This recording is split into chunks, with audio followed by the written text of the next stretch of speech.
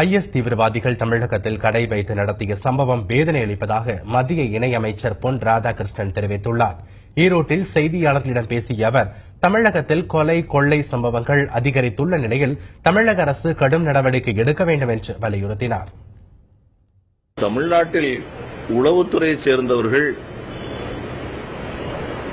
அதிக கவனம் கொடுத்து பணிபுரிய வேண்டிய கட்டாய நிலையிலே இருந்து கொண்டிருக்கிறோம். தொடர்ந்து கொலை கொள்ளை போன்ற சம்பவங்கள் நடப்பது மக்களுக்கு ஒரு அச்ச உணர்வை ஏற்படுத்திக் கொடுப்பதற்கான வாய்ப்புகள் உண்டு. அது தடுக்கப்பட வேண்டும் என்று சொன்னால் உளவுத்துறையைச் சேர்ந்தவர்கள் கொஞ்சம் கவனமாக செயல்பட வேண்டும். ஐஎஸ் தீவிரவாதிகள் போன்றவர்கள் கூட தமிழ்நாட்டில்